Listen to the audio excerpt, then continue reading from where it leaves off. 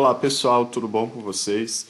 Eu vou falar hoje sobre como eu escrevi a minha dissertação de mestrado, como foi o processo de redação, como eu me organizei em relação à redação da dissertação e quais capítulos eu escrevi primeiro, o que eu pensei primeiro, se eu pensei o título, quando que eu pensei o título, quando eu escrevi a justificativa, todas essas questões. Primeiramente, eu utilizei e eu sugiro, nem tudo que eu disser aqui que eu fiz, eu acho que você deve tomar como lição, porque eu fiz, não foi um caminho fácil, eu não tive muita, na época não tinha assistido muitos vídeos no YouTube, não tinha muita informação sobre isso. Na época, acho que na internet. A minha orientadora me orientou, sim, mas não foi um caminho muito fácil. Eu tive que descobrir muitas coisas sozinho. Então, não é tudo que eu passei que você precisa passar. Algumas coisas eu sugiro que você não faça. Eu usei o meu pré-projeto para escrever a minha dissertação como base. E isso é uma coisa que eu sugiro que você faça. Eu acho que eu acertei nessa etapa. Então, utilize o pré-projeto. Não abra um novo texto. Inclusive, pessoal, porque em termos de texto, de desenvolvimento textual, o pré-projeto é a base do seu texto de dissertação. Se você foi aprovado no mestrado, você foi aprovado com X pré-projeto. Esse pré-projeto é a base da sua pesquisa.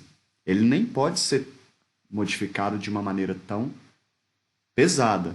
Isso só pode ocorrer se ele passar, se houver uma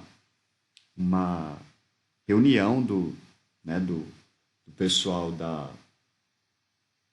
pessoal da universidade, né, do colegiado, para que seja alterado o seu pré-projeto, né, o tema do pré-projeto. Eu falo isso por experiência própria, porque uma professora tentou, aliás, ela sugeriu que eu alterasse o meu pré-projeto. E eu não alterei. Poderia ocorrer, né, mas eu não alterei. Mesmo assim, algumas coisas foram mudadas no meu pré-projeto, mas não mudaram tanto. A base dele permaneceu. Então, utilize o texto do pré-projeto como base. Primeiramente, eu redigi 3 capítulos nos primeiros meses. Inclusive, esses capítulos foram necessários para a qualificação, né? Minha qualificação ocorreu alguns meses depois que eu entrei no mestrado, acho que 7 meses depois, 8 meses. E eu já tinha redigido o capítulo, a introdução, um capítulo de referencial teórico e e eu tinha começado a escrever a metodologia, o capítulo de metodologia. No meu caso, foi uma pesquisa de campo, pessoal. Então, na área de humanas, uma pesquisa qualitativa. Eu, eu escrevi inicialmente esses capítulos, né? A primeira coisa, eu já tinha o meu trabalho, o meu pré-projeto, eu precisei reformular o meu problema de pesquisa e os meus objetivos.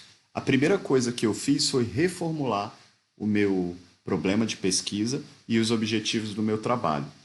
Depois disso, eu pude dar continuidade ao material, porque sem isso você não tem nada. Sem isso, o seu trabalho, você não pode prosseguir em nada. Você não pode nem ver o referencial teórico, nem a metodologia, nem nada do trabalho se você não tiver isso, porque isso é a base, né? E eu comecei a redigir o texto, e isso foi um problema, eu não sugiro que você faça isso.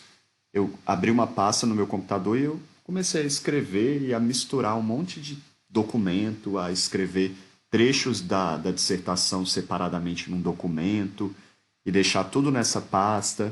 Aí tinha hora que eu tinha uns insights para poder escrever alguma coisa, eu lá escrevia, deixava num documento aberto. Qual foi o problema disso? Reuni todos esses arquivos e esses trechos de textos depois. Eu tive muita dor de cabeça com isso depois, pessoal, porque eu não consegui costurar tudo muito bem, porque estava tudo muito solto e a minha visão do trabalho até aquele momento, um ano, eu acredito, depois que eu entrei no mestrado, era uma visão muito separada, fragmentada de cada parte do texto. E isso não foi bom, porque a minha professora, a minha orientadora, ela conseguiu verificar, por causa disso, várias inconsistências no trabalho, em relação à ontologia, epistemologia do trabalho, ou seja, ao que e ao porquê, né, do meu objeto de estudo. E isso então foi um fator que dificultou a redação do meu trabalho. Eu tive muita dificuldade por causa disso. Mas depois, inclusive, pessoal, eu cheguei a modificar, eu criei um documento depois disso, né? E eu fui verificando a evolução das alterações nesse documento.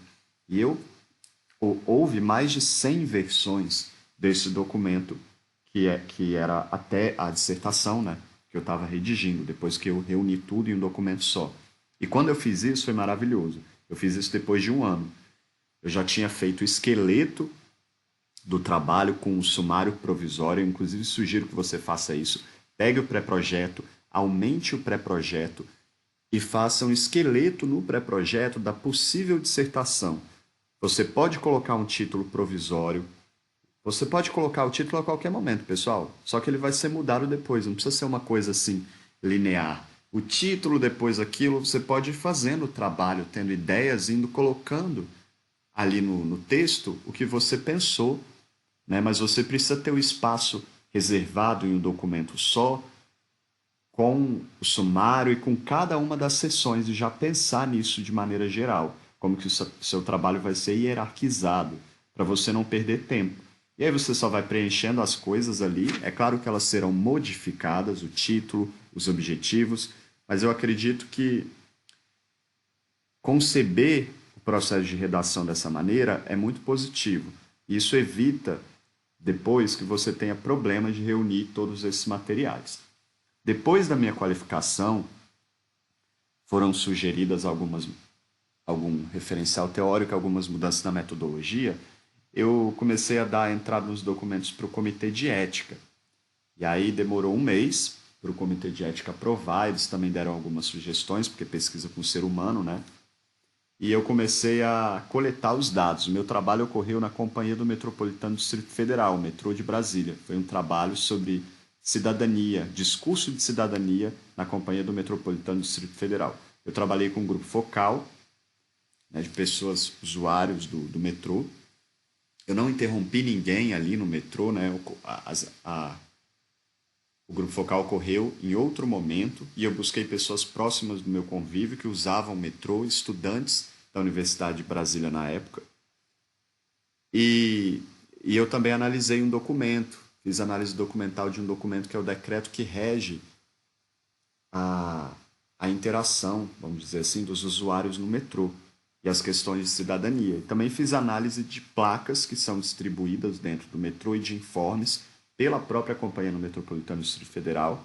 Fiz uma análise crítica dessas placas, à luz da análise de discurso crítica, sociolinguística interacional, que são, né, o que está relacionado à minha área, né, pessoal? Eu sou da linguística. E, e eu também fiz uma análise de uma comunidade na internet sobre o corpo de segurança da Companhia do Metropolitano do Distrito Federal, que era uma implicação importante para o meu trabalho sobre cidadania, né?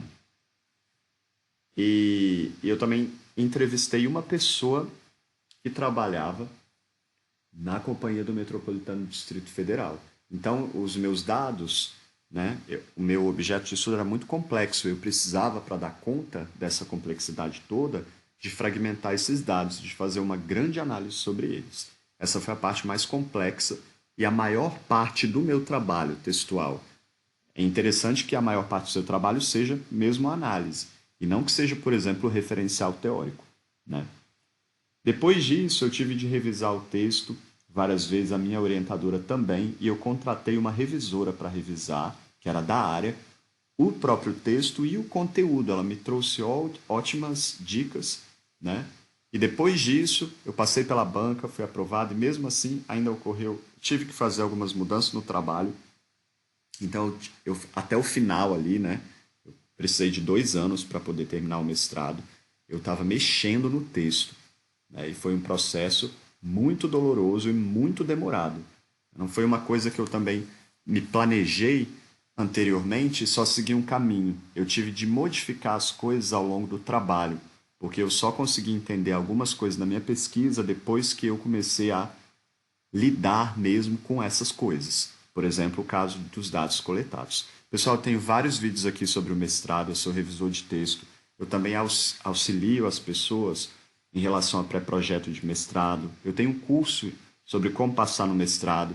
E eu também ajudo pessoas a trazer contribuições para pessoas que estejam desenvolvendo alguma pesquisa. Eu trago reflexões, ideias, né? Como se fosse uma coorientação, principalmente na área de humanas, não só na área de humanas.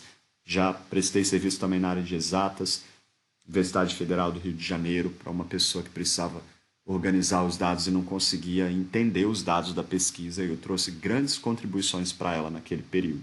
Eu estou à disposição, vou deixar aqui os meus dados, precisarem de revisão de texto, tradução do resumo do trabalho. Eu trabalho com isso exclusivamente, eu trabalho há 10 anos nessa área, vai ser um prazer te atender, pessoal. Um abraço a todos e tchau, tchau.